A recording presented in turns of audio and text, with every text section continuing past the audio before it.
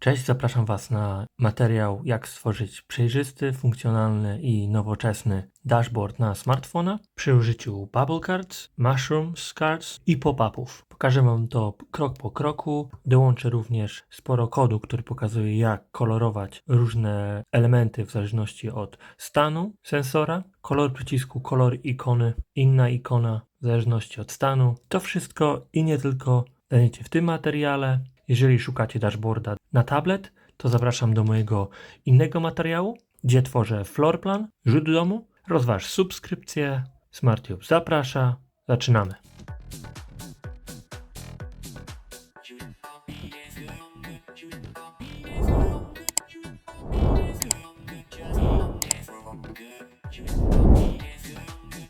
Zacznę od pokazania Wam, jak wyglądały moje poprzednie dashboardy, widoki na komórkę. Jeśli chodzi o ilość dashboardów, no to te wszystkie tutaj ikonki, które są od tego domku, dalej sypialnia, pokój dla dzieci, tu jest łazienka, kotłownia, no to widzicie, że tego jest bardzo dużo. I ilość miejsca, jakie zajmują tutaj te wszystkie encje, urządzenia, jest tego sporo. I teraz z tych widoków, w tych widokach korzystam z Mushroom Card. Są one bardzo dobre, spoko, pasują i też na pewno Wy w wielu miejscach możecie je używać, ale chciałem coś zmienić w moich widokach, tak żeby mógł więcej widzieć naraz rzeczy, które mnie interesują i które używam. Tak jak tutaj wchodzę, powiedzmy mój pierwszy dashboard, który zawsze jak wchodziłem, odpalałem Home Assistant, to był dwór, czy powiedzmy ten i na przykład nie wiem, chciałem otworzyć bramę garażową tutaj albo bramę wjazdową, no to miałem dostęp. Ale potem na przykład nie wiem, pokoje, to musiałem przewijać w prawo, który pokój, powiedzmy nie wiem, coś tam w kotłowni chciałem, no i to było dosyć sporo klikania, ale teraz z tych wszystkich widoków, z tych wszystkich okienek tworzyłem 3 widoki i możliwe, że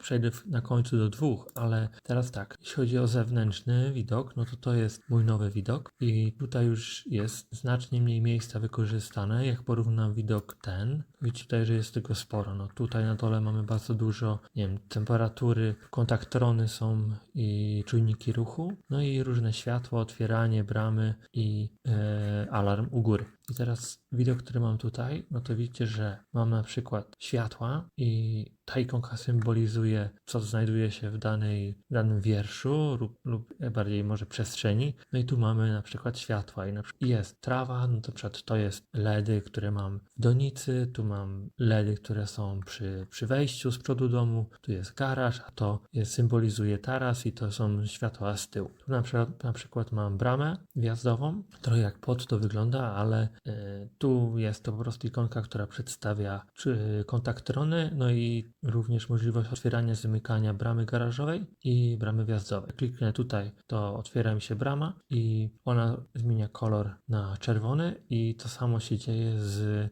kontaktronem. Tu na przykład mamy 6 godzin temu była otwarta brama wjazdowa, ale gdy jest ona otwarta, no to kolor tego bubble carda, bubble batona jest czerwony, taki pastelowy. Tu jeśli chodzi o światło, na przykład światło mogę zapalić, no to tak to wygląda, czyli zmienia się ikonka, kolor ikonki również, jak i środek na taki powiedzmy żółty. I tak to mniej więcej wygląda. Do szczegółów przejdziemy zaraz, ale na przykład jeśli chodzi o salon, no to też również tutaj, akurat salon skasowałem, ale salon to wydaje mi się, że ciągnął się na kilka ekranów, teraz jest bardzo mało i co ważne, mamy tutaj pop-up, czyli powiedzmy mamy obszar z światłami w moim salonie, no i jak kliknę More, to wyskakuje pop-up, gdzie mam troszeczkę więcej szczegółów, mogę więcej rzeczy z tymi zrobić z światłami. I tutaj jest kolejny pop-up zrobiony przeze mnie, More, klikam i również wyskakuje więcej szczegółów i więcej rzeczy. I taki miałem pomysł na to, a jeśli chodzi o trzeci widok, no to tutaj już mamy pozostałe pokoje, jak widzicie jest raz, 2, 3, 4, 5, 6,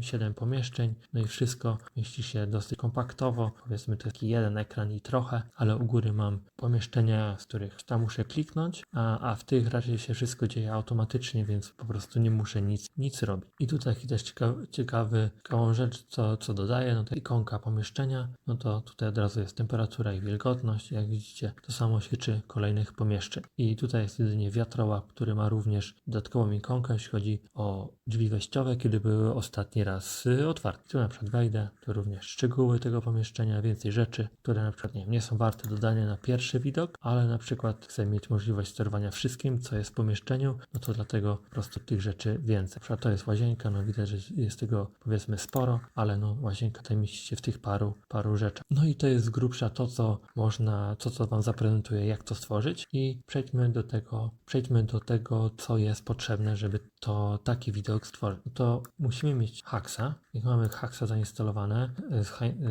jeżeli mamy Haxa zainstalowanego, co zakładam, że już macie go zainstalowanego, jest to dosyć przydatna rzecz i wydaje mi się, że nawet może jako must have, po prostu trzeba to mieć i mając Haxa musimy wyszukać Bubble Card i Bubble Card instalujecie, ale to nie jest wszystko. Polecam wam również zainstalować inne rzeczy. Jeżeli nie macie Mushroom Cards, no to również to zainstalujcie. Możliwe, że będziemy korzystać z Button Card, więc to też dobrze mieć. Card Mode już z tego korzystałem przy tworzeniu dashboardów na tablet, ale to tutaj, jeżeli tego nie macie, to również proszę zainstalujcie to. I to by było na tyle, jeśli chodzi o rzeczy, które musimy doinstalować do Home Assistant. No i jak już to mamy, no to pokażę wam, jak stworzyć taki widok. Nie będę pokazywał kodu wam może później, albo wrzucę go po prostu na moją stronę, albo do opisu tego filmu, tego materiału, ale pokażę wam, jak razem ze mną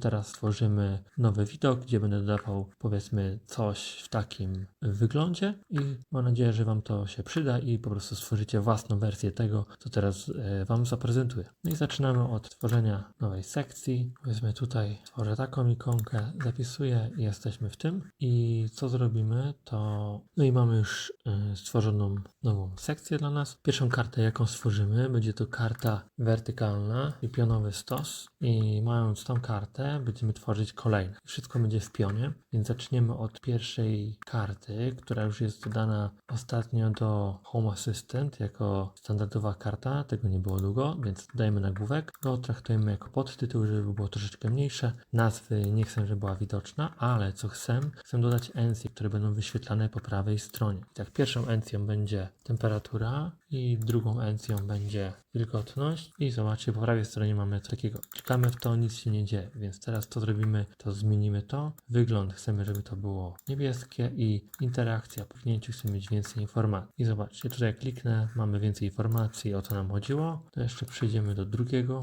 I mamy gotowe pierwszą linijkę. Jest to kuchnia, temperatura wiemy jak jest w kuchni i ok. Teraz drugą rzecz, co ja stosowałem, no to teraz wybierzemy Bubble Card i w Bubble Card mamy dużo różnych opcji. I z czego ja korzystałem, był to separator. Jeśli chodzi o separator, to jest takie coś z taką kreską. I mamy możliwość dodania po lewej stronie ikonki, ale również po prawej stronie encji. Czasami stosowałem tak, że po lewej stronie robiłem ikonkę elementów, czym są wiązane te po prawej, ale tutaj i po prawej stronie wtedy były na przykład wszystkie światła, bo tu było światło, ale tutaj jeśli chodzi o pomieszczenia, no to taką przyjąłem strategię, taki sposób, że po prostu wkładam tutaj wszystko, co jest ważne do danego pomieszczenia. Jest przycisk More, który otwiera nam pop-up card i tam jest po prostu już wtedy wszystko wrzucone. I w takim razie mamy drugi separator i tutaj co chcę zrobić a może jeszcze ważna rzecz, dlaczego nie robię to na przykład jako button? Czyli mógłbym sobie dać pełno przycisków, ale tutaj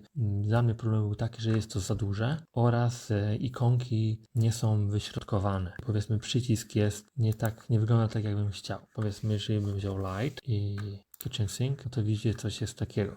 Mógłbym dodać jeszcze kartę horyzontalną i powiedzmy byłoby to na przykład 2 przyciski, więc one by się kończyły tutaj, ale nadal nie ma możliwości stawienia tylu przycisków, tylu ikon, co dzięki separatorowi. Stosuję i od nowa to dodam. Bubble Card i jako separator i to mam. I teraz tak, Button Editor, wchodzimy, dodajemy nowy przycisk i Button Settings. I co chcemy? Będzie to kuchnia, więc powiedzmy mamy Light, Kitchen, Sink, name nie chcemy, ikona podoba mi się i więcej rzeczy nie będziemy tu pokazywać, ale co ma się zadziać po kliknięciu, czyli More Info nie chcę, żeby to Toggle, Double Tap Action, to ma być More Info i Hold Action też niech będzie More Info. Więc mamy pierwszy przycisk dodany. Widzicie, wszystko ładnie, mało miejsca zajmuje, więc na komórce po prostu wszystko dostępne, jest na tyle to duże, że po prostu to też dobrze widać. To jest pierwszy przycisk i potem możemy dodać drugi, też może być to Light, na przykład Table. I akurat te dwie rzeczy się świecą, już włączać to i trzeci przycisk to będzie nasz pop-up card. Jeśli chodzi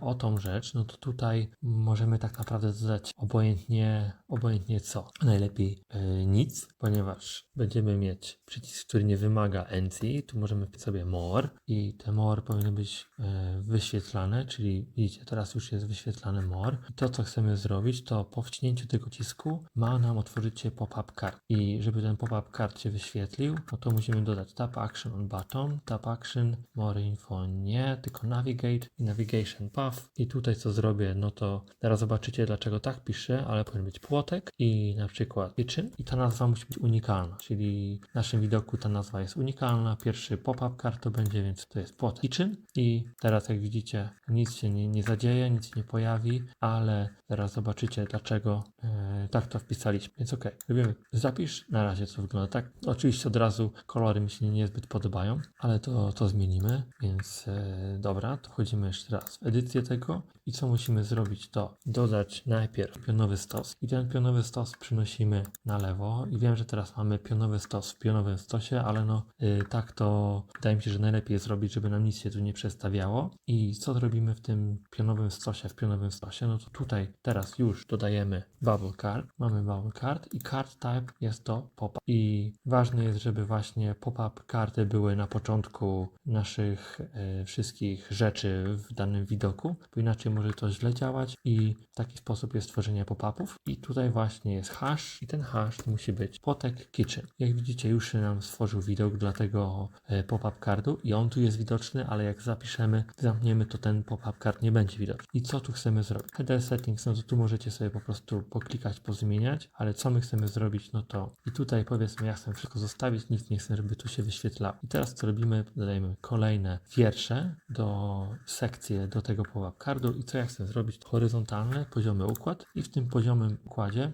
chcę dodać bubble card i tutaj będzie button, switch, może być switch i tu będzie light i kitchen na przykład table 1. Tu możemy to skopiować i kleję to i widzicie, że są obok siebie, super. I to będzie tu i na przykład możemy dojść do 3 free i mamy 3 bubble card. Możemy również dodać kolejną linijkę. To może być na przykład bubble card typu cover i tu mamy cover, to na przykład kitchen window. Mając roletę dodaną, tutaj możecie zobaczyć, że nie widzicie wszystkiego i tu można zeskrolować i wtedy pojawiają się te przyciski, ale co ja na przykład nie lubię tego widoku, więc co ja robię, to ja robię jako button i po prostu slider i klikając tutaj widzicie, to mogę sobie otwierać, zamykać po prostu na takim pasku. Ok, no to mamy to, no i na przykład możemy jeszcze dodać czwartą rzecz, może być to również bubble, albo może damy coś innego, będzie to może jako mushroom media card i tu mamy głośniki. No i to jest nasz pop-up, zapisujemy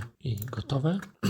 I teraz tu mamy, widzicie, światło włączyć, wyłączyć, ale jak naciśniemy more, pojawia nam się pop-up. I to wszystko, co jest tutaj, możecie edytować, jeśli chodzi o wygląd i to samo tyczy się tego widoku i te kolory, ikony możecie edytować, zmieniać, dostosować do tego, co Wam się podoba. Ja zastosowałem pastelowe kolory i to mogę Wam pokazać właśnie, jeśli chodzi o kod, jak to wygląda. W internecie jest dosyć dużo przykładów, ale no na przykład dla mnie nie było wszystkiego, musiałem dosyć dochodzić do tego, jak to wszystko zrobić, więc na pewno ten kod Wam się przyda i pokażę dokładnie Wam co jak zmienić. Więc mogę przejść tutaj i widzicie, no to jest coś takiego, tutaj mamy te pomarańczowe, no jakoś mi to się nie za bardzo podobało, więc chciałem to zmienić. Nie wiem, temperatura też była ta pomarańczowa, więc wszystko jest pomarańcz, akurat u mnie, więc to u mnie nie przeszło i po prostu jest dostosowane do tego, jak mi się to podoba. I tutaj mamy czujniki ruchu.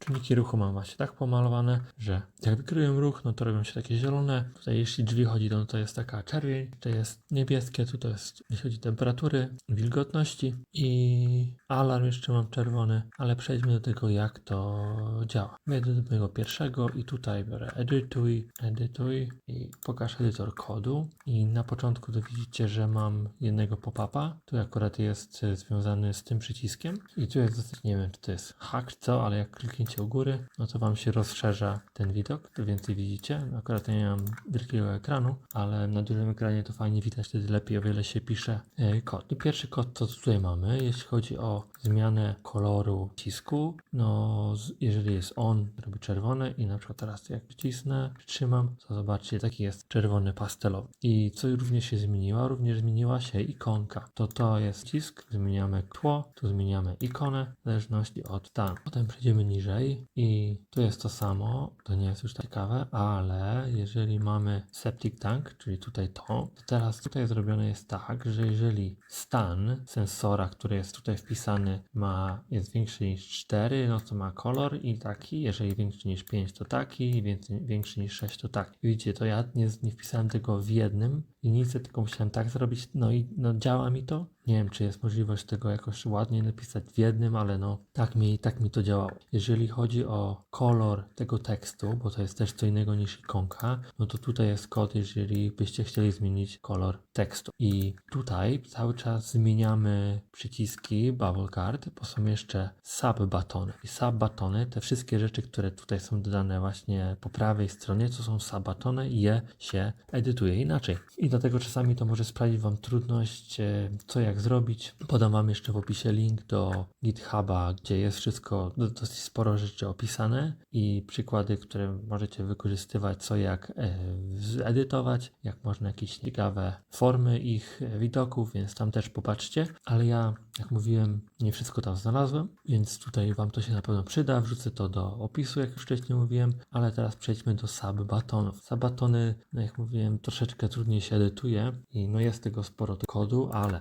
jeżeli chodzi o zmianę tła, w zależności od stanu, no to mamy tutaj, widzicie, bubble sub-button, nie bubble button. Jeszcze tutaj musimy wpisać, który to jest sub-button. Pierwszy sub-button, który jest po prawej stronie, ma liczbę 2. Nie wiem dlaczego tak jest, ale ma 2. I jeżeli chcemy zmienić ikonę, no to już nie możemy się odwołać tak samo jak tutaj, tylko musimy odwołać się tak. I tutaj piszemy HA icon i również odwołujemy się do stanu danej encji. I tu zmieniamy właśnie ikonę i tło. I to jest rzecz, która już nie była omawiana wcześniej. I dalej jest to samo powtórzone, tylko po prostu dla innych sub-batonów. I potem mamy bramę. Przy bramie również mamy coś innego zastosowane, bo tutaj mamy background, to ok, ale tutaj co jest, żeby jeszcze zmienić kolor tekstu, bo tu jest biały, jak ja to robię na czerwono, to taki jasny, to tak nie za bardzo było to widać, więc co zrobiłem, no to zmieniam również dzięki temu kodu kolor tego tekstu. Tutaj on, to takie i to jest to. Dobra. Kolejna sekcja jest tak samo robiona, czyli mamy background i kolor i również ikonę.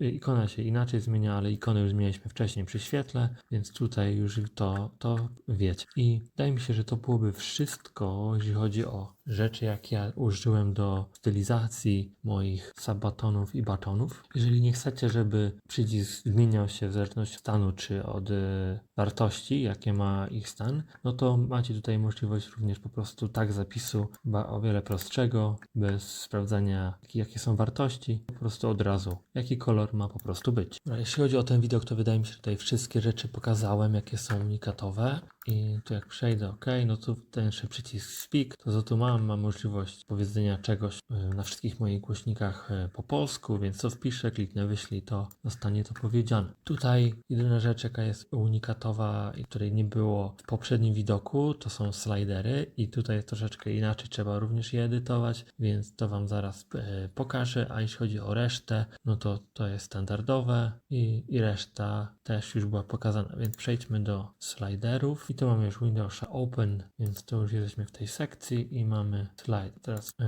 musimy przejść do kodu, bo w kodzie to tylko widać, więc teraz spróbuję do tego szybko dojść. To było Light Stairs, to nie. Ok, i mamy teraz właśnie tutaj te slidery i widzimy Entity Cover Kitchen Door i jeśli chodzi o wypełnienie slidera, no to jest tutaj ważne i ja miałem taką już problem, że to co wpisywałem nie działało jak wcześniej wpisywałem kolory, to mi to nie działało, więc gdzieś tam znalazłem, że tak się wpisuje kolor i ten kolor, jak sobie na przykład wybierzecie jakiś kolor w internecie, to możecie używać kolor hexa, ale potem możecie znaleźć na stronie, jak go przekonwertować na kolor ten, więc ja po prostu wpisałem sobie, znalazłem jakiś konwerter, który te heksy mi robi na ten format i po prostu to wkleiłem. I taki jest pastelowy niebieski. I to jest, jeśli chodzi o wypełnienie ze slidera, a tutaj mamy zmianę koloru ikonki i tutaj już to było, wydaje mi się, że omawiane. I to byłoby jedyna nowość w tym widoku, a resztę to się powtarza. I tak w oto prosty sposób możecie stworzyć ciekawy widok na komórkę, który jest przejrzysty, nowoczesny i łatwy w obsłudze.